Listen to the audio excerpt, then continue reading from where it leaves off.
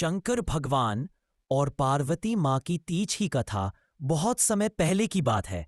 हिमालय पर्वत के राजा हिमवान और उनकी रानी मैना देवी के घर एक सुंदर, तेजस्वी और गुणों से परिपूर्ण कन्या का जन्म हुआ। इस कन्या का नाम पार्वती रखा गया। जन्म से ही पार्वती के भीतर अद्भुत भक्ति और दृढ़ संकल्प का भाव था।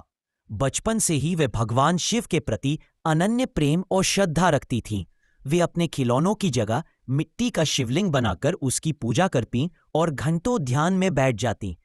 पार्वती जी ने मन ही मन संकल्प लिया था कि वे केवल भगवान शिव को ही अपने पति के रूप में स्वीकार करेंगी। लेकिन भगवान शिव का स्वरूप और जीवन सामान्य लोगों के लिए आकर्षक नहीं था।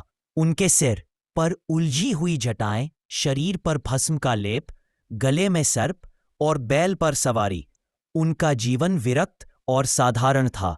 इस कारण जब पार्वती ने अपने माता पिता से अपनी इच्छा बताई तो उन्होंने मना कर दिया।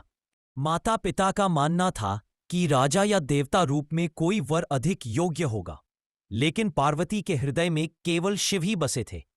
उन्होंने माता पिता से कहा, पिता, मैं कई जन्मों से भगवान शिव को पाने की तपस्या कर रही हूं।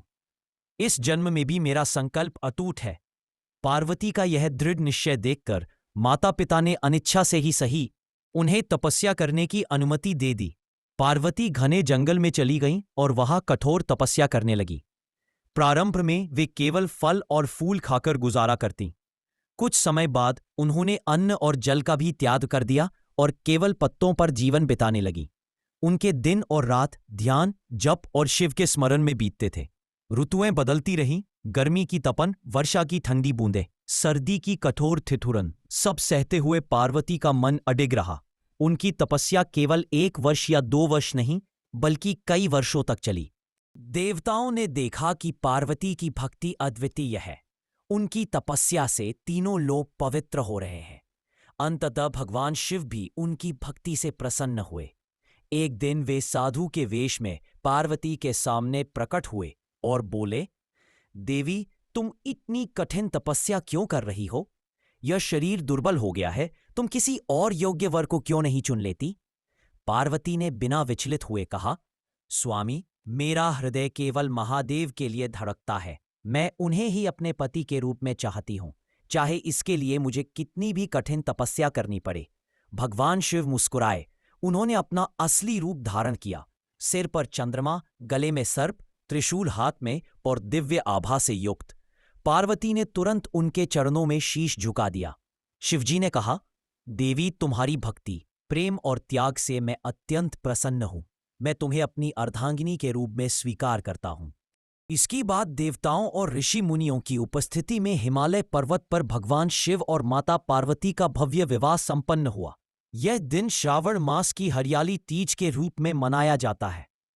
हरियाली तीज का महत्व। हरियाली तीज केवल एक व्रत नहीं बल्कि प्रेम, समर्पण और त्याग का प्रतीक है। मान्यता है कि इस दिन माता पार्वती ने अपने कठिन तप और भक्ति से भगवान शिव को पति रूप में प्राप्त किया था। विवाहित स्त्रियां इस दिन निर्जल व्रत रखती हैं और शिव पार्वती की पूजा करती है, जिससे उनके पति की दीर्घायु और दाम्पत्य जीवन में प्रेम बना रहे। अविवाहित कन्याएं अच्छे और योग्य पति की प्राप्ति के लिए यह व्रत करती हैं। इस दिन हरी चूड़ियां, हरे वस्त्र और मेहंदी का प्रयोग शुभ माना जाता है। इस प्रकार शंकर भगवान और पार्वती माँ की यह कथा हमें यह सिखाती है कि सच्चे प्रेम, अटूट भक्ति और दृढ़ संकल्प से असंभव भी संभव हो सकता है। और फ्रेंड्स, आप हमारे चैनल पर नए हैं तो लाइक और शेयर सब्सक्राइब करना मत भूलिएगा।